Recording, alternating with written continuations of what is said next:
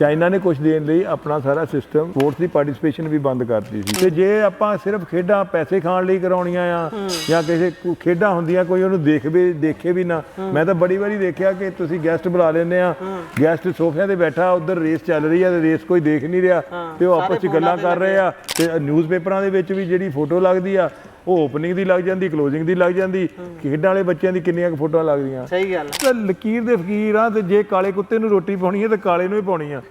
ਹਾਂ, ਦੂਜਾ ਭਾਵੇਂ ਮਰ ਜਾਵੇ, ਤੁਹਾਡੇ ਬੰਦਾ ਮਰ ਜਾਵੇ ਤੁਹਾਡੇ ਸਾਹਮਣੇ। ਕਿਸੇ ਦਿਨ ਆਪਣੇ ਹੈਪੀਨੈਸ ਇੰਡੈਕਸ ਨੂੰ ਤਾਂ ਦੇਖਿਓ ਕਿ ਇੰਡੀਆ ਦਾ ਹੈਪੀਨੈਸ ਇੰਡੈਕਸ ਕਿੰਨਾ ਹੈ। ਜੀ ਜੀ, ਉਹ ਪਾਕਿਸਤਾਨ ਤੋਂ ਵੀ ਥੱਲੇ ਆ ਚੁੱਕਾ ਆ।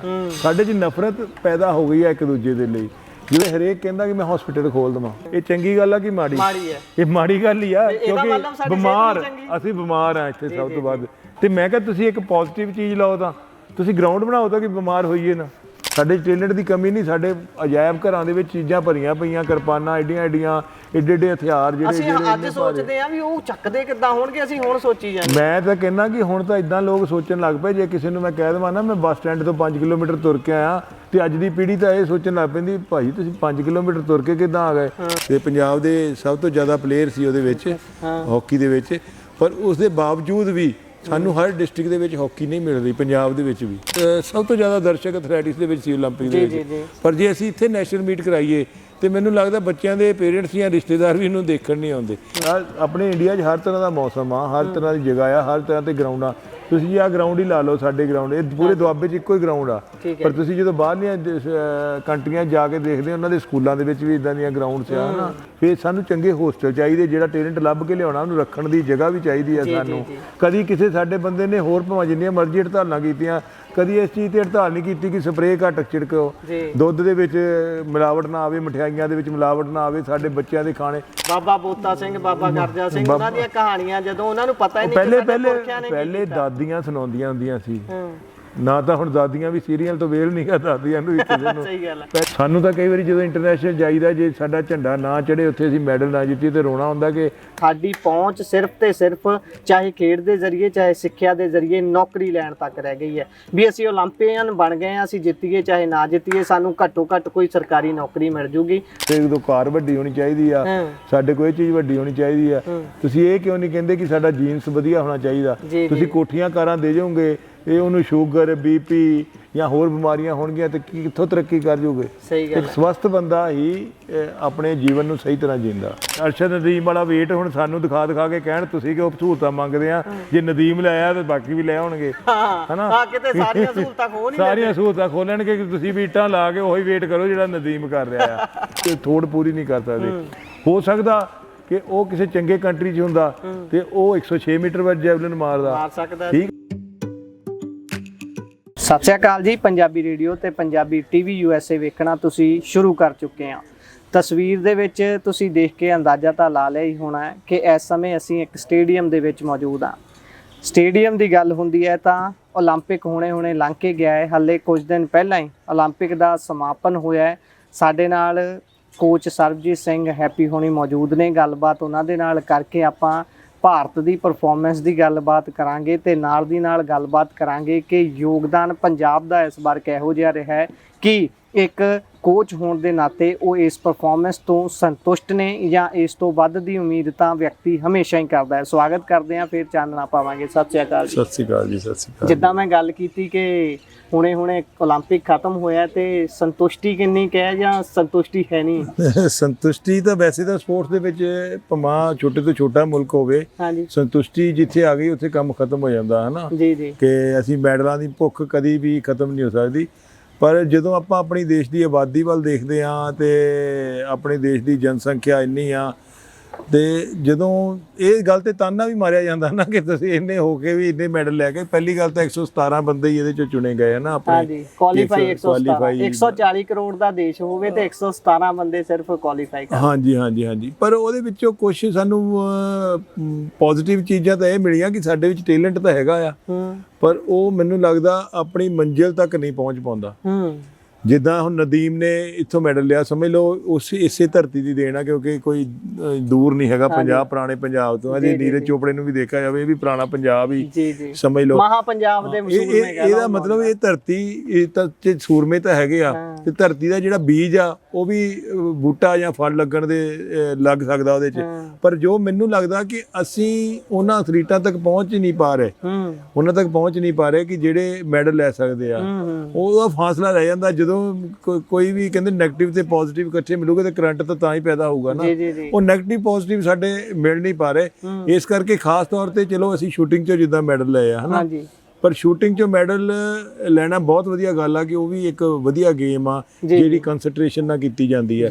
ਪਰ ਜੇ ਆਮ ਤੌਰ ਤੇ ਗੇਮਸ ਨੂੰ ਆਪਾਂ ਜੋੜ ਕੇ ਦੇਖੀਏ, ਉਹ ਤਾਕਤ ਦੇ ਨਾਲ ਜੋੜ ਕੇ, ਸਿਹਤ ਦੇ ਨਾਲ ਜੋੜ ਕੇ ਦੇਖੀ ਜਾ ਸਕਦੀ ਆ।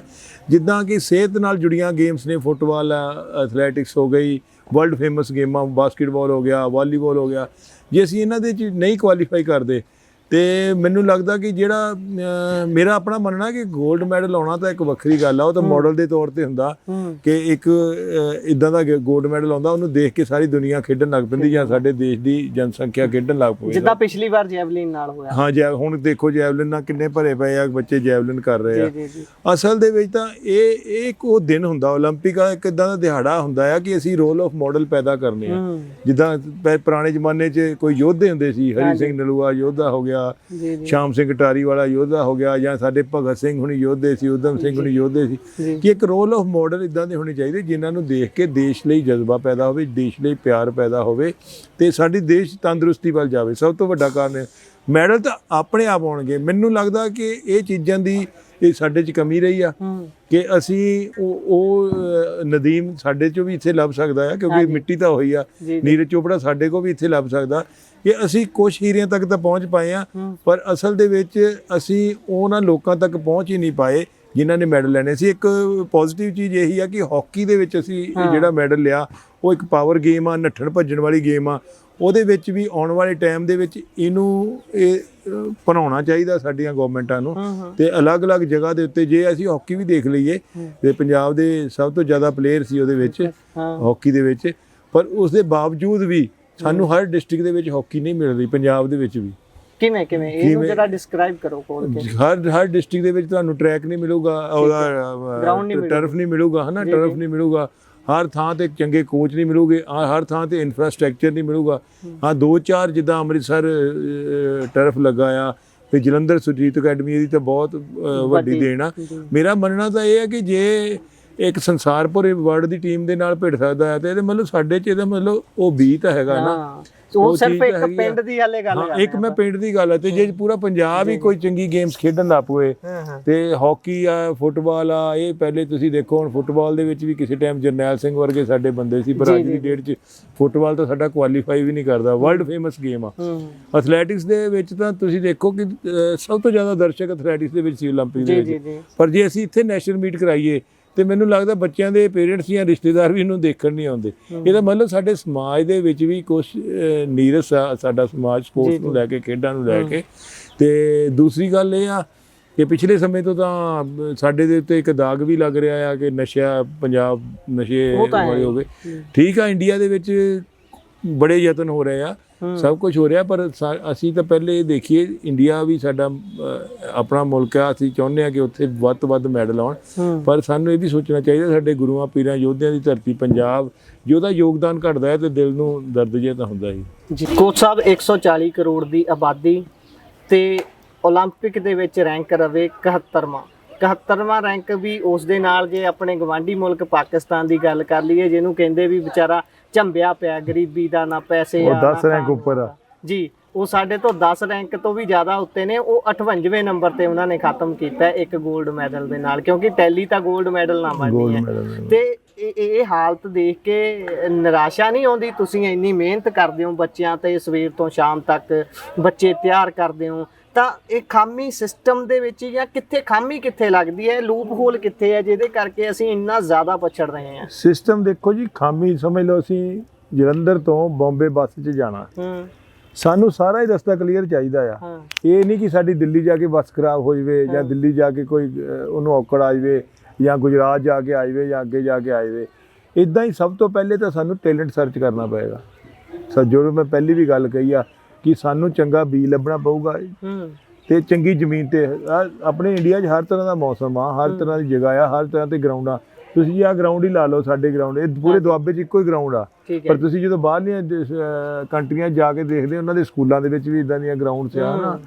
ਤੇ ਉਸ ਤੋਂ ਬਾਅਦ ਇਨਫਰਾਸਟ੍ਰਕਚਰ ਜਿਹੜੇ ਕੰਡੀਸ਼ਨਿੰਗ ਹਾਲ, ਫਿਰ ਗਰਾਊਂਡ ਬਣਾ ਦਿੱਤੀ, ਸਾਨੂੰ ਕੰਡੀਸ਼ਨਿੰਗ ਹਾਲ ਚਾਹੀਦੇ ਆ, ਫਿਰ ਸਾਨੂੰ ਚੰਗੇ ਹੋਸਟਲ ਚਾਹੀਦੇ, ਜਿਹੜਾ ਟੈਲੈਂਟ ਲੱਭ ਕੇ ਲਿਆਉਣਾ ਉਹਨੂੰ ਰੱਖਣ ਦੀ ਜਗ੍ਹਾ ਵੀ ਚਾਹੀਦੀ ਆ ਸਾਨੂੰ, ਫਿਰ ਉਹਨਾਂ ਦੀ ਚੰਗੀ ਖੁਰਾਕ ਦਾ ਇੰਤਜ਼ਾਮ ਕਰਨਾ ਪਏਗਾ, ਫਿਰ ਉਹਨਾਂ ਦੇ ਮਨ ਇਦਾਂ ਦੇ ਬਣਾਉਣੇ ਪਊਗੇ। ਤੁਸੀਂ ਪੋਲੂਸ਼ਨ ਲੈਵਲ ਲਾ ਲਓ, ਜਲੰਧਰ ਦਾ 500 ਪੋਲੂਸ਼ਨ ਲੈਵਲ ਆ, ਕਦੀ ਕਿਸੇ ਸਾਡੇ ਬੰਦੇ ਨੇ ਹੋਰ ਭਾਵੇਂ ਜਿੰਨੀਆਂ ਮਰਜ਼ੀ ਹੜਤਾਲਾਂ ਕੀਤੀਆਂ, ਕਦੀ ਇਸ ਚੀਜ਼ ਤੇ ਹੜਤਾਲ ਨਹੀਂ ਕੀਤੀ ਕਿ ਸਪਰੇਅ ਘੱਟ ਛਿੜਕੋ, ਦੁੱਧ ਦੇ ਵਿੱਚ ਮਿਲਾਵਟ ਨਾ ਆਵੇ, ਮਠਿਆਈਆਂ ਦੇ ਵਿੱਚ ਮਿਲਾਵਟ ਨਾ ਆਵੇ, ਸਾਡੇ ਬੱਚਿਆਂ ਦੇ ਖਾਣੇ।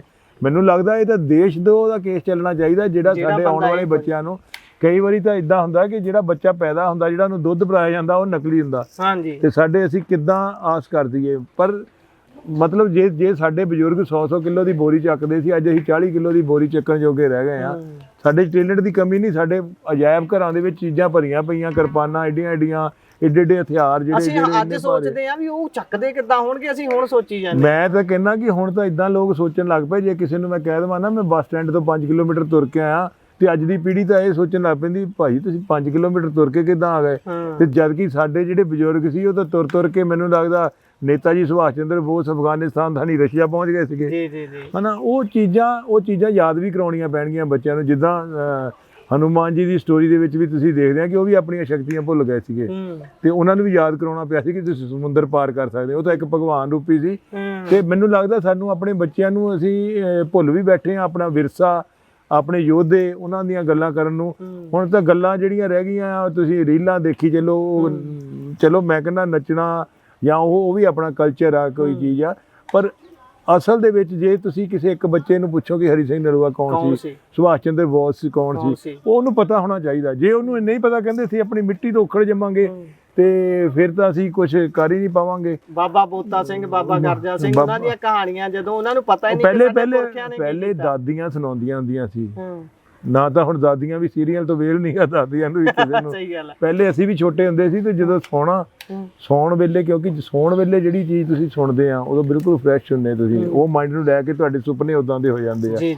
ਤੇ ਉਹ ਚੀਜ਼ਾਂ ਦੀ ਕਮੀ, ਮਤਲਬ ਜੇ ਸਾਰਾ ਕਸੂਰ ਆਪਾਂ ਸਰਕਾਰਾਂ ਦਾ ਕੱਢ ਦਈਏ, ਸਰਕਾਰਾਂ ਦਾ ਵੀ ਬਹੁਤ ਵੱਡਾ ਕਸੂਰ ਆ ਇਹਦੇ ਵਿੱਚ। ਆਪਾਂ ਇਹ ਨਹੀਂ ਕਹਿੰਦੇ, ਕਿਉਂਕਿ ਉਹਨਾਂ ਨੂੰ ਤਾਕਤ ਦਿੱਤੀ ਆ, ਅਸੀਂ ਉਹਨਾਂ ਨੂੰ ਵੋਟ ਪਾਈ ਆ, ਅਸੀਂ ਉਹਨਾਂ ਨੂੰ ਕਿਹਾ ਆ ਕਿ ਸਾਡੇ ਦੇਸ਼ ਨੂੰ ਉੱਪਰ ਲੈ ਕੇ ਜਾਣਾ, ਤੇ ਸਮਾਜ ਦਾ ਵੀ ਕਸੂਰ ਉਹਨਾਂ ਹੀ ਮੰਨਦਾ ਮੈਂ। ਤੇ ਇਹ ਚੀਜ਼ਾਂ ਤਾਂ ਕਵਰ ਕਰਨੀਆਂ ਪੈਣਗੀਆਂ ਸਾਨੂੰ ਜੇ ਅਸੀਂ ਕੁਝ ਕਰਨਾ। ਪਹਿਲੀ ਗੱਲ ਤਾਂ ਜਜ਼ਬਾ ਹੋਣਾ ਚਾਹੀਦਾ ਸਾਡੇ ਵਿੱਚ, ਦੇਸ਼ ਦੇ ਵਿੱਚ। ਇੱਕ ਸਾਨੂੰ ਤਾਂ ਕਈ ਵਾਰੀ ਜਦੋਂ ਇੰਟਰਨੈਸ਼ਨਲ ਜਾਈਦਾ, ਜੇ ਸਾਡਾ ਝੰਡਾ ਨਾ ਚੜੇ, ਉੱਥੇ ਅਸੀਂ ਮੈਡਲ ਨਾ ਜਿੱਤੀ, ਤੇ ਰੋਣਾ ਹੁੰਦਾ ਕਿ ਛੋਟੀਆਂ ਕੰਟਰੀਆਂ, ਸੈਂਟ ਲੂਸੀ ਵਰਗੀਆਂ ਕੰਟਰੀਆਂ ਨੇ 2 ਮੈਡਲ। ਬੋਤਸਵਾਨਾ ਦੇਸ਼ ਹੈ, ਤੁਸੀਂ ਸੁਣਿਆ ਹੋਊਗਾ, ਉਹ ਬਿਲਕੁਲ ਹੀ ਛੋਟਾ ਜਿਹਾ। ਸੈਂਟ ਲੂਸੀਆ ਕਿੱਡਾ ਦਾ, ਸੈਂਟ ਲੂਸੀਆ 100 ਮੀਟਰ ਦੀ, ਛੋਟੇ ਮਹਾਦੀਪ ਨੇ। ਹਾਂ, ਉਹ ਤਾਂ ਛੋਟੇ ਮਹਾਦੀਪ ਆ, ਉਹ ਜਿੱਤੀ ਜਾਂਦੇ। ਜਿਹੜਾ ਖੇਡੂਗਾ ਉਹ ਜਿੱਤੂਗਾ। ਸਾਡੀ ਜਨਸੰਖਿਆ ਖੇਡ ਹੀ ਨਹੀਂ ਰਹੀ, ਪਹਿਲੀ ਗੱਲ ਤਾਂ ਇਹ ਹੈ, ਸਾਡੀ ਜਨਸੰਖਿਆ। ਜੇ ਅਨੁਪਾਤ ਕੱਢਦੇ ਹੋਈਏ ਆਪਾਂ, ਤੁਸੀਂ ਤਾਂ ਕੋਚ ਅੰਦਾਜ਼ਾ ਲਾਉਂਦੇ ਹੋਵੋਗੇ ਕਿ 1000 ਬੰਦੇ ਪਿੱਛੇ ਕੋਈ ਹੈਗਾ ਇੱਕ ਵੀ, ਜਾਂ 2, ਜਾਂ ਕਿੰਨੇ ਬੱਚੇ ਨੇ ਜਿਹੜੇ 1000 ਬੱਚੇ ਪਿੱਛੇ ਗੇਮ ਵੱਲ ਜਾਂਦੇ ਹੋਣ? ਗੇਮ ਵੱਲ ਜਾਂਦੇ, ਮੈਂ ਪਹਿਲੇ ਵੀ ਤੁਹਾਨੂੰ ਕਿਹਾ, ਜੇ ਬੱਸ ਆ ਵੀ ਗਿਆ, ਬੱਸ ਇੱਥੋਂ ਚੱਲ ਵੀ ਪਈ ਆ, ਉਹ ਪਰ ਰਸਤੇ 'ਚ ਖਰਾਬ ਵੀ ਨਹੀਂ ਨਾ ਹੋਣੀ ਚਾਹੀਦੀ। ਰਸਤੇ ਦੇ ਵਿੱਚ ਉਹਨੂੰ ਸਹੂਲਤਾਂ ਮਿਲਦੀਆਂ ਰਹਿਣੀਆਂ ਚਾਹੀਦੀਆਂ, ਜਿੱਥੇ ਪਾਣੀ ਦੀ ਜ਼ਰੂਰਤ ਆ, ਜਿੱਥੇ ਰੋਟੀ ਦੀ ਜ਼ਰੂਰਤ ਆ, ਜਿੱਥੇ ਉਹਨੂੰ ਮੋਟੀਵੇਸ਼ਨ ਦੀ ਜ਼ਰੂਰਤ ਆ, ਜਿੱਥੇ ਹਾਈਟੈਕ ਟੈਕਨੀਕ ਦੀ ਜ਼ਰੂਰਤ ਆ। ਸਮਝ ਲਓ ਆਪਾਂ ਇੱਥੋਂ ਲੈ ਕੇ ਤੁਰ ਵੀ ਪਏ, ਤੁਸੀਂ ਬੂਟਾ ਉਗਾ ਹੀ ਲਿਆ, ਉਹ ਬੂਟੇ ਨੂੰ ਉਗਾਉਣ ਨੂੰ ਫਿਰ ਵੀ ਮੌਸਮ ਚੰਗਾ ਚਾਹੀਦਾ ਨਾ। ਗੜਿਆਂ ਦੀ ਚੜਦਾ ਹੈ ਉਹ ਬੂਟਾ, ਸਭ ਤੋਂ ਵੱਧ ਕਿਹਦੀ ਭੇਟ ਚੜਦਾ ਹੈ? ਸਿਸਟਮ ਦੀ। ਤੁਸੀਂ ਮੈਂ ਇੱਕੋ ਚੀਜ਼ ਦੇਖਦਾ ਕਿ ਜਿੰਨੇ ਵੀ ਆਪਣੇ ਦਰਸ਼ਕ ਦੇਖ ਰਹੇ ਆ, ਕਿਸੇ ਦਿਨ ਆਪਣੇ ਹੈਪੀਨੈਸ ਇੰਡੈਕਸ ਨੂੰ ਤਾਂ ਦੇਖਿਓ ਕਿ ਇੰਡੀਆ ਦਾ ਹੈਪੀਨੈਸ ਇੰਡੈਕਸ ਕਿੰਨਾ ਆ। ਉਹ ਪਾਕਿਸਤਾਨ ਤੋਂ ਵੀ ਥੱਲੇ ਆ ਚੁੱਕਾ ਆ। ਸਾਡੇ 'ਚ ਨਫ਼ਰਤ ਪੈਦਾ ਹੋ ਗਈ ਆ ਇੱਕ ਦੂਜੇ ਦੇ ਲਈ। ਜਦੋਂ ਨਫ਼ਰਤ ਪੈਦਾ ਹੁੰਦੀ ਤਾਂ ਕੋਈ ਵੀ ਚੀਜ਼ ਡਿਵੈਲਪ ਨਹੀਂ ਕਰਦੀ ਕਦੀ ਵੀ। ਪਹਿਲੀ ਗੱਲ ਤਾਂ ਸਾਨੂੰ, ਅਸੀਂ ਗੱਡੀ ਚਲਾਉਂਦੇ ਵੀ, ਜੇ ਗੱਡੀ ਵਾਲਾ ਇੱਕ ਅੱਗੇ ਲੰਘ ਗਿਆ ਉਹਨੂੰ ਗਾਲਾਂ ਕੱਢਣ ਲੱਗ ਪਈਦੀ ਆ, ਕੋਈ ਅੱਗੇ ਆ ਗਿਆ ਉਹਨੂੰ ਗਾਲਾਂ ਕੱਢਣ ਲੱਗ ਪਈਦੀ ਆ। ਇੱਕ ਬੜਾ ਕੂਲ ਮਾਈਂਡ ਸਾਨੂੰ ਚਾਹੀਦਾ, ਇੱਕ ਦੂਜੇ ਲਈ ਪ੍ਰੇਮ ਪਿਆਰ ਚਾਹੀਦਾ ਆ। ਉਹ ਦਾ এনवायरमेंट ਚਾਹੀਦਾ। ਪਤਾ ਨਹੀਂ ਖਿਜੇ ਪਈ ਆ ਸਾਰੀ ਦੁਨੀਆ, ਜਾਂ ਤਾਂ ਮੈਨੂੰ ਲੱਗਦਾ ਕਿ ਸਰਕਾਰਾਂ ਬਦਲ ਕੇ ਅਸੀਂ ਥੱਕ ਚੁੱਕੇ ਆ। ਮੈਨੂੰ ਲੱਗਦਾ ਕਿ ਪਤਾ ਨਹੀਂ ਕਿਸੇ ਚੀਜ਼ ਦੀ ਖੇਜ ਹੈਗੀ ਆ ਸਾਡੇ ਅੰਦਰ, ਕਿਸੇ ਚੀਜ਼ ਨੂੰ ਲੈ ਕੇ ਨਾ ਜੀ। ਤੇ ਉਹ ਖੇਜ ਦਾ ਵੀ ਇਹ ਛੋਟੇ ਬਹੁਤ ਕਾਰਨ ਆ। ਮੈਂ ਜਿੱਦਾਂ ਨਸ਼ਾ ਕਿਹਾ, ਮਿਲਾਵਟ ਦਾ ਕਿਹਾ, এনवायरमेंट ਦਾ ਕਿਹਾ, ਤੇ ਇੱਕ ਇਹ ਬਹੁਤ ਮਹੀਨ ਚੀਜ਼ਾਂ ਨੇ ਜਿਹੜੀਆਂ ਤੁਸੀਂ ਗਿਣਾ ਰਹੇ ਹੋ। ਵੈਸੇ ਹਿਡਨ ਆ ਚੀਜ਼ਾਂ। ਜੀ ਜੀ ਜੀ। ਨਹੀਂ ਤਾਂ ਸਿੱਧਾ ਕਹਿ ਦਿੰਦੇ ਜੀ ਮੈਨੂੰ ਦੁੱਧ ਨਹੀਂ ਮਿਲਿਆ, ਮੈਨੂੰ ਕੇਲੇ ਨਹੀਂ ਮਿਲੇ, ਮੈਨੂੰ ਸਰਕਾਰ ਨਹੀਂ। ਪਰ ਇਹ ਹਿਡਨ ਚੀਜ਼ਾਂ ਜਿਹੜੀਆਂ ਨਾ, ਇਹਨਾਂ ਨੂੰ ਵੀ ਆਪਾਂ ਇਹਨਾਂ ਤੇ ਵੀ ਕੰਮ ਕਰਨਾ ਚਾਹੀਦਾ ਸਾਨੂੰ, ਤਾਂ ਹੀ ਆਪਾਂ ਉੱਤੇ ਆ ਸਕਦੇ। ਤੇ ਦੂਸਰੀ ਗੱਲ ਆ, ਮੈਨੂੰ ਆ ਬੜਾ ਚੰਗਾ ਲੱਗਾ ਕਿ ਨਦੀਮ ਤੇ ਜਿਹੜੀ ਆਪਣਾ ਨੀਰਜ ਚੋਪੜਾ ਦੀ ਮਾਵਾਂ ਦੇ ਜੋ ਸੰਦੇਸ਼ ਆ, ਉਹਨੇ ਮੇਰਾ ਦਿਲ ਖੁਸ਼ ਕਰ ਦਿੱਤਾ। ਇਸ ਚੀਜ਼ ਨੂੰ ਮੈਂ ਕਹਿੰਦਾ, ਤੇ ਮੈਨੂੰ ਤਾਂ ਇਹ ਲੱਗਣ ਲੱਗ ਪਿਆ ਕਿ ਇਹ ਜੇ ਮਾਵਾਂ ਹੀ ਸਾਡੇ ਦੇਸ਼ਾਂ ਦੀਆਂ ਦੋਨਾਂ ਦੀਆਂ ਹਾਕਮ ਬਣ ਜਾਣ ਤੇ ਸ਼ਾਇਦ ਅਸੀਂ ਵੀ ਯੂਰਪ ਵਾਂਗ ਇਕੱਠੇ ਹੋ ਜਾਈਏ। ਕਿਉਂਕਿ ਯੂਰਪ ਦੇਖੋ ਲੜਾਈ ਝਗੜੇ ਜੇ ਅੱਜ ਵੀ ਅਸੀਂ ਪੁਰਾਣੀਆਂ ਗੱਲਾਂ ਲਈ ਫਿਰੇ, ਉਹ ਉਹਨਾਂ ਨੇ ਇਹ ਮਾਰਤਾ ਸੀ, ਇਹਨਾਂ ਨੇ ਇਹ ਕੱਟਤਾ ਸੀ, ਇਹਨਾਂ ਨੇ ਇਹ ਕਰਤਾ ਸੀ, ਫਿਰ ਸਾਡੀ ਆਉਣ ਵਾਲੇ ਟਾਈਮ 'ਚ ਵੀ ਤਰੱਕੀ ਨਹੀਂ ਹੋਣੀ। ਜਾਪਾਨ ਦੇ ਉੱਤੇ ਕਿੰਨੇ ਬੰਬ ਸਿੱਟਿਆ ਸੀ ਅਮਰੀਕਾ ਨੇ, ਅੱਜ ਉਹ ਚੰਗੇ ਦੋਸਤ ਆ। ਯੂਰਪ ਦੇ ਵਿੱਚ ਕਿੰਨਾ ਆਪਸ ਦੇ ਵਿੱਚ ਲੜਾਈ ਹੁੰਦੀ ਰਹੀ, ਇੰਗਲੈਂਡ ਤੇ ਫਰਾਂਸ ਦੀ ਕਿੰਨੀ ਹੁੰਦੀ ਰਹੀ, ਤੇ ਅਸੀਂ ਸਾਰੇ ਦਾ ਸਾਰਾ ਆਪਣਾ ਪੈਸਾ ਆਰਮੀ ਤੇ ਹਥਿਆਰਾਂ ਤੇ ਖਰਚੀ ਜਾ ਰਹੇ ਹਾਂ। ਉਹ ਵੀ ਜੇ ਪੈਸਾ ਸਾਡੇ ਬੱਚਿਆਂ ਤੇ ਲੱਗਣ ਲੱਗ ਪਵੇ, ਸਪੋਰਟਸਮੈਨਾਂ ਤੇ ਲੱਗਣ ਲੱਗ ਪਵੇ, ਕਿ ਅਸੀਂ ਨਹੀਂ ਮੈਡਲ ਲੈ ਸਕਦੇ। ਕਿਉਂਕਿ ਜੇ ਸਾਡਾ ਇੱਕ ਬੰਦਾ ਵੀ, ਸੂਰਜ ਦੀ ਇੱਕ ਕਿਰਨ ਵੀ ਸਾਡੇ ਅੰਦਰ ਆ ਸਕਦੀ, ਤੇ ਸਾਡੇ ਅੰਦਰ ਸੂਰਜ ਦੀ ਪੂਰੀ ਰੋਸ਼ਨੀ ਆ ਸਕਦੀ ਆ। ਇੱਥੇ ਕੋਚ ਸਾਹਿਬ, ਮੇਰਾ ਸਵਾਲ ਇਹ ਸੀ, ਮੈਂ ਬਾਰ-ਬਾਰ ਧਿਆਨ ਉਸੇ ਪੰਨੇ ਜਾ ਰਿਹਾ ਸੀ। ਮੈਂ ਬੀਤੇ ਦਿਨ ਹੀ ਕਿਸੇ ਨਾਲ ਗੱਲ ਕਰ ਰਿਹਾ ਸੀ ਇਸ ਵਿਸ਼ੇ ਤੇ। ਉਹਨਾਂ ਦਾ ਕਹਿਣਾ ਸੀ ਕਿ ਭਾਰਤ ਦਾ ਜਿਹੜਾ ਐਜੂਕੇਸ਼ਨ ਸਿਸਟਮ ਹੈ ਤੇ ਖੇਡਾਂ ਦਾ ਕਲਚਰ ਹੈ, ਇਹ ਦੋਵਾਂ ਨੂੰ ਜੇ ਰਲ ਗੱਡ ਕਰਕੇ ਇੱਕ ਜਵਾਬ ਦੇਣਾ ਹੋਵੇ ਤਾਂ ਸਾਡੀ ਪਹੁੰਚ ਸਿਰਫ ਤੇ ਸਿਰਫ ਚਾਹੇ ਖੇਡ ਦੇ ਜ਼ਰੀਏ, ਚਾਹੇ ਸਿੱਖਿਆ ਦੇ ਜ਼ਰੀਏ ਨੌਕਰੀ ਲੈਣ ਤੱਕ ਰਹਿ ਗਈ ਹੈ। ਵੀ ਅਸੀਂ ਓਲੰਪੀਅਨ ਬਣ ਗਏ ਹਾਂ, ਅਸੀਂ ਜਿੱਤੀਏ ਚਾਹੇ ਨਾ ਜਿੱਤੀਏ, ਸਾਨੂੰ ਘੱਟੋ ਘੱਟ ਕੋਈ ਸਰਕਾਰੀ ਨੌਕਰੀ ਮਿਲ ਜੂਗੀ, ਖਤਮ। ਉਸ ਤੋਂ ਅੱਗੇ ਅਸੀਂ ਕੁਝ ਸੋਚਦੇ ਹੀ ਨਹੀਂ। ਤੇ ਮਾਪੇ ਜਿਹੜੇ ਨੇ ਉਹ ਇਸ ਗੱਲ ਨੂੰ ਲੈ ਕੇ ਚਿੰਤਤ ਰਹਿੰਦੇ ਨੇ ਵੀ ਭਾਈ ਜੇ ਤਾਂ ਗੇਮ ਕਰਨੀ ਹੈ, ਜੇ ਤਾਂ ਉਹ 'ਚ ਕੁਝ ਬਣਦਾ ਹੈ, ਉਹਨੂੰ 2-4 ਸਾਲ ਹੀ ਬੜੀ ਹੱਦ ਦਿੰਦੇ ਨੇ। ਉਸ ਤੋਂ ਬਾਅਦ ਕਹਿੰਦੇ ਨੇ ਨਾ ਭਾਈ ਸਾਡੇ ਬੱਸ ਦਾ ਰੋਗ ਨਹੀਂ, ਤੂੰ ਕੰਮ ਤੇ ਲੱਗ ਜਾ ਕਿਤੇ। ਇਦਾਂ ਦਾ ਹੁੰਦਾ। ਪਹਿਲਾਂ ਤੁਸੀਂ ਪਹਿਲੀ ਗੱਲ ਦਾ ਜਵਾਬ ਦਿਓ, ਸਪੋਰਟਸ ਸਿਸਟਮ ਤੇ ਐਜੂਕੇਸ਼ਨ ਸਿਸਟਮ 'ਚ ਸਿਰਫ ਸਾਡੀ ਦੌੜ ਉੱਥੇ ਜੌਬ ਤੱਕ ਰਹਿ ਗਈ ਆ। ਇਹ ਸੱਚਮੁੱਚ ਹੈ, ਨੌਕਰੀ ਤੱਕ। ਕਿਉਂਕਿ ਹਰੇਕ ਮਾਂ-ਬਾਪ ਨੂੰ ਇਹ ਹੁੰਦਾ ਕਿ ਸਾਡਾ ਬੱਚਾ ਸੈਟਲ ਹੋ ਜਾਵੇ। ਤੇ ਇਹ ਪਿੱਛੇ ਤੁਸੀਂ ਦੇਖਿਆ ਵੀ ਜਦੋਂ ਮਹਿਲ ਸਿੰਘ ਭੁੱਲਰ ਤੇ RS ਗਿੱਲ ਸਾਹਿਬ ਸੀਗੇ, ਉਹਨਾਂ ਨੇ ਬਹੁਤ ਸਾਰੀ ਭਰਤੀ ਕੀਤੀ। ਉਦੋਂ ਹੀ ਸਾਡੇ ਅੱਜ ਪੰਜਾਬ ਪੁਲਿਸ ਦਾ ਇੱਕ ਵੀ ਐਥਲੀਟ, ਆਪਣੇ ਐਥਲੈਟਿਕਸ ਦੇ ਵਿੱਚ ਕੋਈ ਵੀ ਇੱਕ ਵੀ ਬੰਦਾ ਨਹੀਂ ਗਿਆ। ਕਿਸੇ ਟਾਈਮ ਰਾਜਵਿੰਦਰ ਕੌਰ, ਮਨਜੀਤ ਕੌਰ, ਬਹਾਦਰ ਸਿੰਘ ਹੋਣੀ, ਇਹ ਸਾਰੇ ਓਲੰਪਿਕ ਜਾਂਦੇ ਹੁੰਦੇ ਸੀ, ਹੈ ਨਾ। ਤੇ ਨੌਕਰੀ ਦਾ ਤਾਂ ਕਿਤੇ ਨਾ ਕਿਤੇ ਯੋਗਦਾਨ ਹੈਗਾ ਆ। ਉਸ ਤੋਂ ਇਲਾਵਾ ਵੀ ਸਾਨੂੰ ਸਾਈਕੋਲੋਜਿਸਟ ਚਾਹੀਦੇ ਆ ਕਿ ਹਾਂ, ਨੌਕਰੀ ਤੋਂ ਬਾਅਦ ਤੁਹਾਡਾ ਸਫ਼ਰ ਖਤਮ ਨਹੀਂ ਹੁੰਦਾ, ਉਸ ਤੋਂ ਬਾਅਦ ਤੁਸੀਂ ਹੋਰ ਚੰਗਾ ਕਰ ਸਕਦੇ ਆ। ਤੇ ਮੈਂ ਮਹਿਲ ਸਿੰਘ ਭੁੱਲਰ ਸਾਹਿਬ ਨਾਲ ਮਿਲਿਆ ਸੀਗਾ 2 ਵਾਰੀ, ਦੋਨੋਂ ਵਾਰੀ ਉਹਨਾਂ ਨੇ ਇਸੇ ਚੀਜ਼ ਦਾ ਜ਼ਿਕਰ ਕੀਤਾ। ਉਹ ਕਹਿੰਦੇ ਮੈਂ ਉਸ ਟਾਈਮ ਪੁਲਿਸ ਦੀ ਵਿੱਚ ਇੰਨੇ ਸਪੋਰਟਸਮੈਨਾਂ ਦੀ ਇਸ ਕਰਕੇ ਭਰਤੀ ਕੀਤੀ ਕਿ ਆਉਣ ਵਾਲੇ ਟਾਈਮ 'ਚ ਜੇ ਕਿਤੇ SHO ਲੱਗੇ ਹੋਣਗੇ, ਕਿਤੇ DSP ਲੱਗੇ ਹੋਣਗੇ, ਕਿਤੇ IG ਲੱਗੇ ਹੋਣਗੇ, ਕਿਤੇ ਵੱਡੇ ਅਫਸਰ ਲੱਗੇ ਹੋਣਗੇ, ਉੱਥੇ ਸਪੋਰਟਸ ਦਾ ਮਾਹੌਲ ਸਿਰਜਣਗੇ। ਕਿਉਂਕਿ ਪੁਰਾਣੀ ਪੀੜ੍ਹੀ ਨੇ ਨਵੀਂ ਪੀੜ੍ਹੀ ਨੂੰ ਮਸ਼ਾਲ ਦੇ ਕੇ ਸੇਧ ਦੇਣੀ ਆ। ਪਰ ਉਹ ਕਹਿੰਦੇ ਮੈਨੂੰ ਅਫਸੋਸ ਆ ਕਿ ਉਹ ਮੇਰੀ ਸੋਚ ਕਾਮਯਾਬ ਨਹੀਂ ਹੋਈ। ਤੇ ਇਹ ਕਿਤੇ ਨਾ ਕਿਤੇ ਨੌਕਰੀ ਵਾਲੀ ਤਾਂ ਗੱਲ ਹੈਗੀ ਆ। ਹੁਣ ਅੱਜ ਦੀ ਡੇਟ 'ਚ ਕੁਲਵਿੰਦਰ ਆਪਣਾ ਤਜਿੰਦਰ ਸੀਗਾ, ਉਹ ਹੁਣ ਸ਼ਾਇਦ DSP ਉਹਨੇ ਜੁਆਇਨ ਕੀਤਾ ਕਿ ਨਹੀਂ ਕੀਤਾ। ਆਪਣੇ ਹਾਕੀ ਵਾਲੇ ਸਾਰੇ ਮੁੰਡੇ, ਮਿੱਠਾਪੁਰ ਵਾਲੇ ਜਿਹੜੇ ਨੇ ਤਾਂ ਹਰਮਨਪ੍ਰੀਤ ਹੈ, ਉਹ DSP ਨੇ ਸਾਰੇ। ਹਾਂਜੀ। ਪਰ ਦੇਖੋ DSP ਤੁਸੀਂ ਸਿਰਫ ਏਸ਼ੀਅਨ ਗੇਮ ਤੇ ਕਾਮਨਵੈਲਥ ਵਾਲਿਆਂ ਨੂੰ ਦੇ ਰਹੇ ਆ, ਪਰ ਜਿਹੜੇ ਕਾਂਸਟੇਬਲ ਰੱਖ ਕੇ ਜਿਹੜਾ ਨੇ ਸਿਰਜਣਾ, ਉਹਨਾਂ ਨੂੰ ਥੋੜਾ ਪਾਣੀ ਤਾਂ ਉਹਨਾਂ ਨੂੰ ਬੂਟਿਆਂ ਨੂੰ ਵੀ ਚਾਹੀਦਾ ਨਾ। ਤੇ ਭੁੱਲਰ ਸਾਹਿਬ ਦੀ ਇਹ ਸਿਵਲ ਸੀ, ਉਹ ਤਾਂ ਇੰਟਰ ਕਾਲਜ ਦੇ ਤੋਂ ਯੂਨੀਵਰਸਿਟੀ ਮੀਟਾਂ ਦੇ ਉੱਤੋਂ ਬੱਚਿਆਂ ਨੂੰ ਲੈ ਜਾਂਦੇ ਸੀ। ਉਹ ਕਹਿੰਦੇ ਕਮ ਸੇ ਕਮ ਇਹ ਇੰਨੇ ਤਾਕਤਵਰ ਤਾਂ ਹੈ ਕਿ ਜੇ ਪ੍ਰਸ਼ਾਸਨ ਦੇ ਵਿੱਚ ਜਾ ਕੇ ਪੁਲਿਸ ਦੀ ਜੌਬ ਨੂੰ ਚੰਗੀ ਤਰ੍ਹਾਂ ਕਰ ਸਕਦੇ, ਕਿਉਂਕਿ ਕਿਤੇ ਭੱਜਣਾ ਪੈਂਦਾ ਆ, ਕਿਤੇ ਦੌੜਨਾ ਪੈਂਦਾ ਆ, ਡਿਸਪਲਿਨ 'ਚ ਰਹਿਣਾ। ਤਗੜੇ ਬੰਦੇ ਵੀ ਚਾਹੀਦੇ ਆ ਕਿ ਸਪੋਰਟਸਮੈਨ ਕਮ ਸੇ ਕਮ ਇੱਕ ਕਾਂਸਟੇਬਲ ਹੋਣ ਜੋਗਾ ਤਾਂ ਹੈਗਾ ਹੀ ਆ। ਉਸ ਤੋਂ ਬਾਅਦ ਜੇ ਉਹਦੇ 'ਚ ਹਿੰਮਤ ਹੋਊਗੀ ਤਾਂ ਉਹ DSP ਬਣ ਜਾਊਗਾ।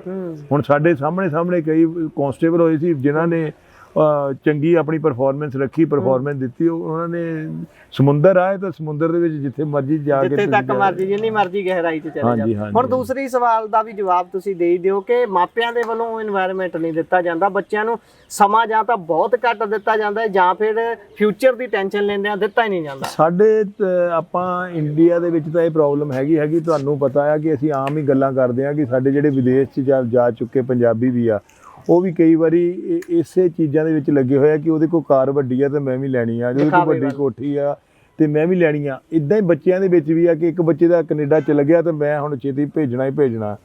ਤੇ ਇਸੇ ਦੌੜ ਨੇ ਨਾ ਸਾਨੂੰ ਆਪਣੀ ਇਹ ਚੀਜ਼ਾਂ ਤੋਂ ਦੂਰ ਕਰ ਦਿੱਤਾ ਹੈ ਕਿ ਅਸੀਂ ਆਪਣਾ ਤਾਕਤ ਦੀ ਜਿਹੜੀ ਸਰਦਾਰਾਂ ਨੂੰ ਨਿਸ਼ਾਨੀ ਜਾਂ ਪੰਜਾਬੀਆਂ ਨੂੰ ਨਿਸ਼ਾਨੀ ਮੰਨਿਆ ਜਾਂਦਾ ਸੀਗਾ ਉਹ ਖਤਮ ਕਰ ਬੈਠੇ ਆ। ਸਾਨੂੰ ਤੇ ਦੌੜ ਸਿਰਫ ਤੇ ਸਿਰਫ ਪੈਸੇ ਤੱਕ ਦੀ ਰਹਿ ਗਈ ਆ। ਜੀ ਜੀ। ਤੇ ਜਿੱਦਣ ਅਸੀਂ ਆਪਣੇ ਆਪ ਦੀ ਹੋਂਦ ਲਈ ਲੜਾਂਗੇ ਉਦਣ ਅਸੀਂ ਵਧੀਆ ਕਰਾਂਗੇ। ਜੀ ਜੀ। ਤੇ ਹੋਂਦ ਲਈ ਲੜਨਾ ਬਹੁਤ ਜ਼ਰੂਰੀ ਆ। ਦੇਖੋ ਪੈਸਾ ਦੋ ਰੋਟੀਆਂ ਕਿਸੇ ਕੋ ਘੱਟ ਆ ਕਿਸੇ ਕੋ ਵੱਧ ਆ। ਸਾਡੇ ਗੁਰੂਆਂ ਨੇ ਇੰਨੀਆਂ ਕੁਰਬਾਨੀਆਂ ਦਿੱਤੀਆਂ ਸਾਡੀ ਹੋਂਦ ਲਈ ਦਿੱਤੀਆਂ। ਹੋਂਦ ਸਾਡੇ ਲਈ ਜ਼ਰੂਰ ਹੋਣੀ ਚਾਹੀਦੀ ਆ ਕਿ ਅਸੀਂ ਜੇ ਪੰਜਾਬੀ ਆ ਅਸੀਂ ਹਿੰਦੁਸਤਾਨੀ ਆ ਅਸੀਂ ਇਨਸਾਨ ਆ। ਇੱਕ ਇਨਸਾਨ ਦੇ ਤੌਰ ਦੇ ਉੱਤੇ ਕਿ ਅਸੀਂ ਆਪਣੇ ਇਸ ਏਰੀਏ ਨੂੰ ਤਗੜਾ ਰੱਖਣਾ ਆ ਵਧੀਆ ਰੱਖਣਾ ਆ। ਉਹ ਪਹਿਲੇ ਕਿਸੇ ਟਾਈਮ ਹੁੰਦਾ ਸੀ ਨਾ ਕੋਈ ਸਰਦਾਰ ਖੜਾ ਹੁੰਦਾ ਸੀ ਤੇ ਉਹਨੂੰ ਦੇਖ ਕੇ ਕੋਈ ਗਲਤ ਕੰਮ ਨਹੀਂ ਕਰਦਾ ਹੁੰਦਾ ਸੀਗਾ। ਉਹ ਇਸ ਚੀਜ਼ਾਂ ਦਾ ਜਜ਼ਬਾ ਮੈਂ ਪਹਿਲੇ ਹੀ ਕਿਹਾ ਉੱਥੇ ਕਹਾਣੀ ਮੁੱਕਦੀ ਆ ਕਿ ਜਿਹੜੀ ਦਾਦੀ ਦੀ ਕਹਾਣੀਆਂ ਮੁੱਕ ਗਈਆਂ ਤੇ ਸਾਡੇ ਮਾਪਿਆਂ ਨੇ ਉਸ ਚੀਜ਼ ਦੇ ਵਾਤਾਵਰਨ ਨਹੀਂ ਦੇ ਪਾਏ।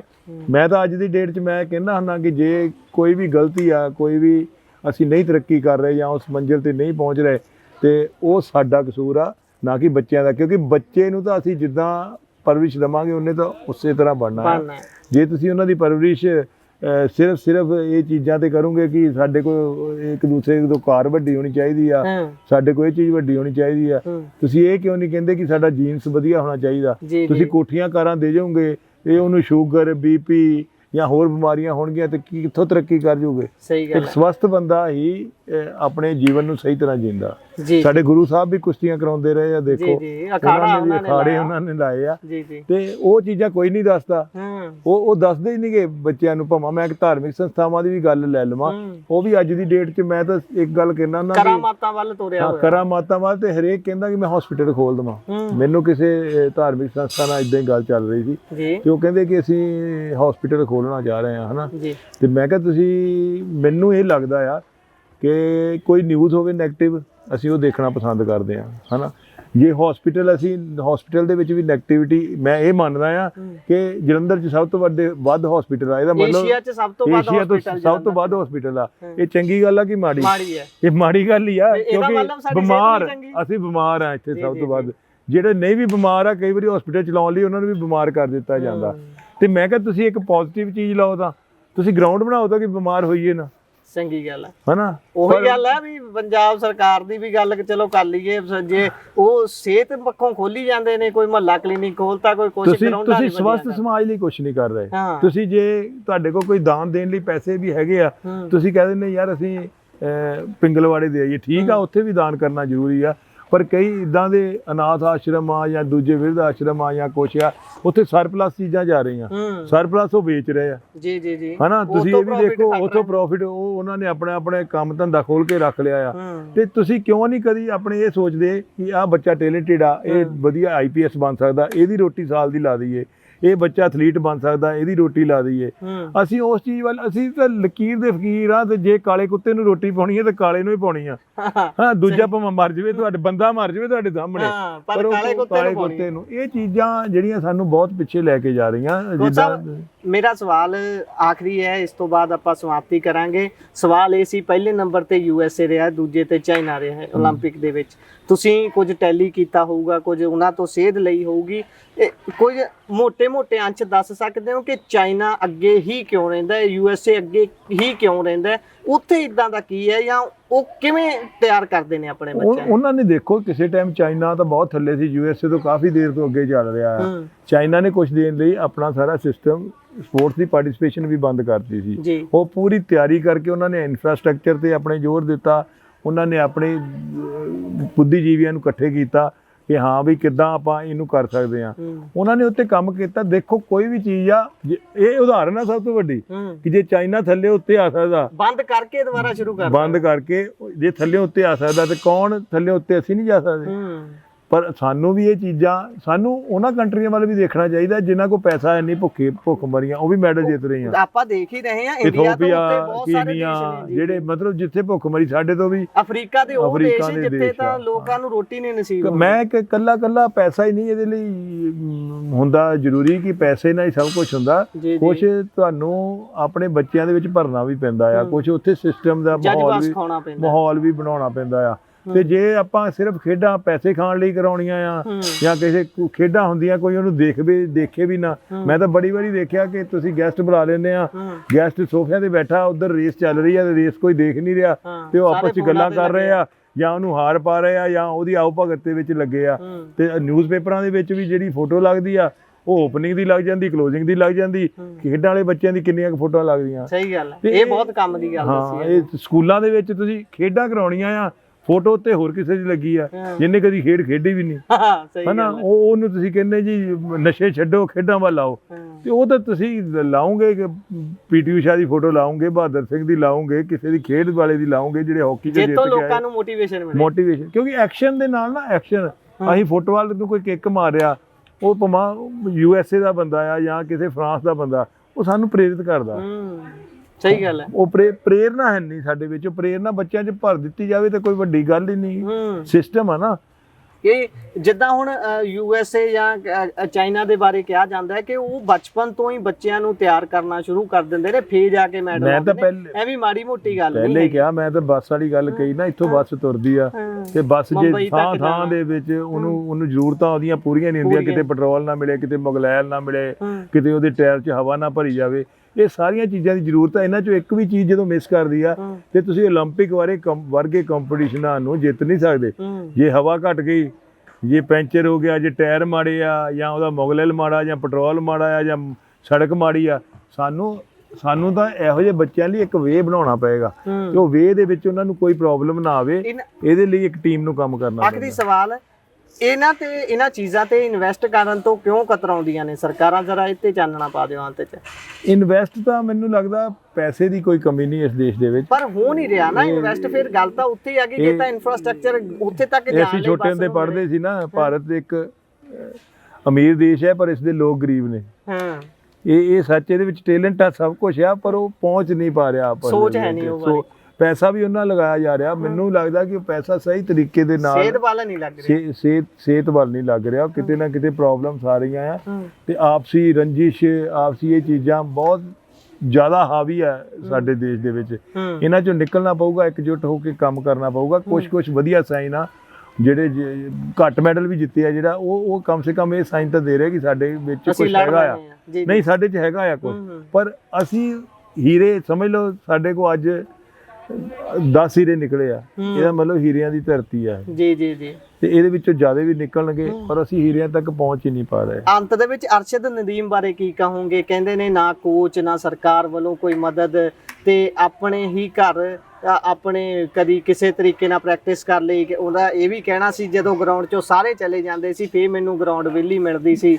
ਇੱਦਾਂ ਦੀ ਜ਼ਿੰਦਗੀ 'ਚ ਸੰਘਰਸ਼ ਕਰਕੇ ਬਿਨਾਂ ਕਿਸੇ ਦੀ ਮਦਦ ਦੇ ਅੱਗੇ ਆ ਜਾਣਾ ਤੇ ਮੈਡਲ, 골ਡ ਮੈਡਲ ਜਿੱਤ ਲੈਣਾ, ਉਹ ਵੀ ਪਾਕਿਸਤਾਨ ਦੇ ਇਤਿਹਾਸ 'ਚ ਇੰਨੇ ਸਾਲ ਬਾਅਦ। ਉਹਨਾਂ ਲਈ ਚੰਦ ਸ਼ਬਦ ਜ਼ਰੂਰ। ਉਹ ਕਈ ਹੁੰਦੇ ਆ, ਉਹਨਾਂ ਨੂੰ ਬੀਜਾਂ ਨੂੰ ਪਾ ਕੇ ਉਗਾਉਣਾ ਪੈਂਦਾ ਆ, ਤੇ ਕਈ ਬੀਜ ਹੁੰਦੇ ਜੰਗਲਾਂ 'ਚ ਆਪੇ ਉੱਗ ਜਾਂਦੇ ਆ। ਕੁਦਰਤ ਧਰਤੀ ਪਾੜ ਕੇ ਬੇਹਿੰਮਤੇ ਨੇ ਜਿਹੜੇ ਬਹਿ ਕੇ ਸ਼ਿਕਵਾ ਕਰਨ ਮੁਕੱਦਰਾਂ ਦਾ, ਤੇ ਉੱਗਣ ਵਾਲੇ ਉੱਗ ਪੈਂਦੇ ਨੇ ਸੀਨਾ ਪਾੜ ਕੇ ਪੱਥਰਾਂ ਦਾ। ਤੇ ਮੈਨੂੰ ਤਾਂ ਇਹ ਡਰਿਆ ਕਿਤੇ ਅਰਸ਼ਦ ਨਦੀਮ ਵਾਲਾ ਵੇਟ ਹੁਣ ਸਾਨੂੰ ਦਿਖਾ ਕੇ ਕਹਿਣ ਤੁਸੀਂ ਕਿ ਸਹੂਲਤਾਂ ਮੰਗਦੇ ਆ, ਜੇ ਨਦੀਮ ਲੈ ਆਇਆ ਤਾਂ ਬਾਕੀ ਵੀ ਲੈ ਆਉਣਗੇ, ਹਨਾ। ਕਿਤੇ ਸਾਰੀਆਂ ਸਹੂਲਤਾਂ ਖੋਲਣਗੇ ਕਿ ਤੁਸੀਂ ਵੀ ਇੱਟਾਂ ਲਾ ਕੇ ਉਹੀ ਵੇਟ ਕਰੋ ਜਿਹੜਾ ਨਦੀਮ ਕਰ ਰਿਹਾ ਆ। ਠੀਕ ਆ, ਇਹ ਕੁਦਰਤ ਆ, ਨੇਚਰ ਆ। ਨੇਚਰ ਕਈ ਵਾਰੀ ਇਦਾਂ ਦੀ ਚੀਜ਼ਾਂ ਬੰਦੇ ਨੂੰ ਦੇ ਜਾਂਦੀ ਆ ਜਿਹਦੀ ਕੋਈ ਵੀ ਥੋੜ ਪੂਰੀ ਨਹੀਂ ਕਰ ਸਕਦੇ। ਹੋ ਸਕਦਾ ਕਿ ਉਹ ਕਿਸੇ ਚੰਗੇ ਕੰਟਰੀ 'ਚ ਹੁੰਦਾ ਤੇ ਉਹ 106 ਮੀਟਰ ਵੱਜ ਜੈਵਲਿਨ ਮਾਰਦਾ, ਠੀਕ ਆ, 108 ਮਾਰਦਾ। ਤੁਸੀਂ ਅੱਜ ਵੀ ਜੇ ਉਹਦੇ ਸਟਾਈਲ ਨੂੰ ਦੇਖ ਲਓ, ਉਹਦਾ ਸਟਾਈਲ ਕੋਈ ਇੰਨਾ ਜ਼ਿਆਦਾ ਪਰਫੈਕਟ ਨਹੀਂ ਹੈ, ਕੋਈ ਪਰਫੈਕਟ ਨਹੀਂ ਗਾ ਸਟਾਈਲ। ਤੇ ਇਹ ਤਾਂ ਹੈਗਾ, ਪਰ ਉਹ ਟੈਲੈਂਟ ਰੱਬ ਨੇ ਉਹਨੂੰ ਦਿੱਤਾ, ਜਾਂ ਰੱਬ ਕੀ ਚੰਗਾ ਚਾਹੁੰਦਾ ਸੀਗਾ ਕਿ ਇਹਨਾਂ ਦੀ ਵਧੀਆ ਦੋਸਤੀ ਹੋਈ, ਵਧੀਆ ਅੱਜ ਬੜੀ ਦੇਰ ਬਾਅਦ ਵਧੀਆ ਗੱਲਾਂ ਹਿੰਦੁਸਤਾਨ ਪਾਕਿਸਤਾਨ ਦੀਆਂ ਕੁਝ ਵਧੀਆ ਉਧਰੋਂ ਵੀ ਵਿਚਾਰ ਆਉਣ ਲੱਗੇ, ਬੁੱਧੀਜੀਵੀਆਂ ਦੇ ਇੱਧਰੋਂ ਵੀ ਆਉਣ ਲੱਗੇ। ਤੇ ਆ ਆਪਣੇ ਦਿਮਾਗ ਦਾ ਕੁਝ ਉਹ ਜਿਹੜਾ ਪ੍ਰੈਸ਼ਰ ਆ ਉਹ ਘਟਿਆ, ਨਫ਼ਰਤ ਘਟੀ ਆ। ਤੇ ਸਪੋਰਟਸ ਦੇ ਵਿੱਚ ਮੈਂ ਚਾਹੁੰਦਾ ਹਾਂ ਕਿ ਇਦਾਂ ਹੀ ਜਿੱਥੇ ਹਿੰਦੁਸਤਾਨ ਤਰੱਕੀ ਕਰੇ, ਸਾਡਾ ਸਾਰਾ ਸਾਊਥ ਏਸ਼ੀਆ ਤਰੱਕੀ ਕਰੇ। ਤੇ ਮੈਨੂੰ ਤਾਂ ਵਧੀਆ ਲੱਗਦਾ ਜੇ ਪੂਰੇ ਸਾਊਥ ਏਸ਼ੀਆ ਦੇ ਵਿੱਚੋਂ ਕਿਸੇ ਦੇ ਵੀ ਮੈਡਲ ਆਉਂਦੇ, ਉਹਦੇ ਨਾਲ ਇੱਕ ਪ੍ਰੇਰਨਾ ਵੀ ਮਿਲਦੀ ਹੈ ਤੇ ਇੱਕ ਵਿਸ਼ਵਾਸ ਵੀ ਪੈਦਾ ਹੁੰਦਾ ਕਿ ਇਹ ਸਾਡੀ ਧਰਤੀ ਵਧੀਆ। ਮੈਂ ਪਹਿਲੇ ਵੀ ਕਿਹਾ ਕਿ ਦੋਨਾਂ ਮਾਵਾਂ ਨੇ ਜੋ ਸੰਦੇਸ਼ ਦਿੱਤਾ ਆ, ਅਸੀਂ ਟੀਵੀ ਚੈਨਲਾਂ ਤੇ ਰੋਜ਼ ਇੰਨੀਆਂ ਬਹਿਸਾਂ ਦੇਖਦੇ ਹਾਂ ਜਾਤਾਂ ਪਾਤਾਂ ਨੂੰ ਲੈ ਕੇ, ਆਪਣੀਆਂ ਕਾਸਟਾਂ ਨੂੰ ਲੈ ਕੇ। ਇਹ ਦੋਨਾਂ ਨੇ ਏਡੇ ਸੋਹਣੇ, ਉਹਨਾਂ ਨੇ ਕਿਹਾ ਉਹ ਮੇਰਾ ਬੇਟਾ ਆ, ਉਹਨਾਂ ਨੇ ਕਿਹਾ ਉਹ ਮੇਰਾ ਬੇਟਾ। ਦੋਨਾਂ ਨੇ ਇਦਾਂ ਫੀਲ ਹੀ ਨਹੀਂ ਹੋਣ ਦਿੱਤਾ ਕਿ 골ਡ ਤੇ ਸਿਲਵਰ ਕਿਸੇ ਅਲੱਗ ਕੰਟਰੀਆਂ ਨੂੰ ਗਏ, ਉਹ ਵੀ ਜਿਨ੍ਹਾਂ ਨੂੰ ਦੁਸ਼ਮਣ ਕੰਟਰੀਆਂ ਮੰਨਿਆ ਜਾਂਦਾ ਆ। ਇਹ ਖੇਡ ਦਾ ਚਮਤਕਾਰ ਆ, ਇਹ ਉਹਨਾਂ ਮਾਵਾਂ ਦਾ ਚਮਤਕਾਰ ਆ, ਇਹ ਉਹਨਾਂ ਬੰਦਿਆਂ ਦਾ ਚਮਤਕਾਰ ਆ। ਤੇ ਮੈਂ ਬੈਸਟ ਵਿਸ਼ੇਸ ਦਿੰਦਾ ਆ, ਕਿਉਂਕਿ ਪਹਿਲੇ ਤਾਂ ਮੈਂ ਇਹੀ ਚਾਹਾਂਗਾ ਕਿ ਸਾਡੇ ਦੇਸ਼ ਕੋ ਮੈਡਲ ਆਵੇ, ਤੇ ਬਾਕੀ ਟੈਲੈਂਟ ਜਿਹਦੇ ਕੋ ਵੀ ਹੈਗਾ ਆ, ਰੱਬ ਜਿਹੜਾ ਮਿਹਨਤ ਕਰਦਾ ਹਰ ਦੇ ਮਿਹਨਤ ਨੂੰ ਫਲ ਆਵੇ ਰੱਬ। ਤੇ ਖਾਸ ਕਰਕੇ ਸਾਡੇ ਵਰਗੇ ਜਿਹੜੇ ਕੰਟਰੀ ਘੱਟ ਮੈਡਲ ਆ, ਕਿਤੇ ਇਹਨਾਂ ਦਾ ਵੀ ਟਾਈਮ ਆਵੇ, ਅਸੀਂ ਚੰਗਾ ਕਰੀਏ। ਇਹ ਸੁਪਨਾ ਆ ਸਾਡਾ, ਜਿਹੜਾ ਸੁਪਨਾ ਅਸੀਂ ਸੋਚਦੇ ਹਾਂ ਕਿ ਸੱਚ ਹੋਵੇਗਾ, ਜਲਦੀ ਉਹ ਦਿਨ ਚੰਗੇ ਆਉਣਗੇ ਜੀ। ਸੋ ਕੋਚ ਸਾਹਿਬ ਤੁਸੀਂ ਸਮਾਂ ਦਿੱਤਾ, ਤੁਹਾਡਾ ਬਹੁਤ ਬਹੁਤ ਧੰਨਵਾਦ। ਸਤਿ ਸ਼੍ਰੀ ਅਕਾਲ ਜੀ। ਸੋ ਇਹ ਸਨ ਸਾਡੇ ਨਾਲ ਸਰਬਜੀਤ ਸਿੰਘ ਹੈਪੀ ਹੁਣੀ। ਕੋਚ ਸਾਹਿਬ ਇਸ ਸਮੇਂ ਪ੍ਰੈਕਟਿਸ ਦੇ ਵਿੱਚ ਵੈਸੇ ਰੁੱਝੇ ਹੋਏ ਸੀ, ਇਹਨਾਂ ਤੋਂ ਸਮੇਂ ਦੇ ਵਿੱਚੋਂ ਸਮਾਂ ਲੈ ਕੇ ਆਪਾਂ ਗੱਲਬਾਤ ਕੀਤੀ ਹੈ, ਤੇ ਵਿਚਾਰ ਰਾਏ ਟਿੱਪਣੀਆਂ ਆਪਣੀਆਂ ਜ਼ਰੂਰ ਸਾਂਝੀਆਂ ਕਰੋ।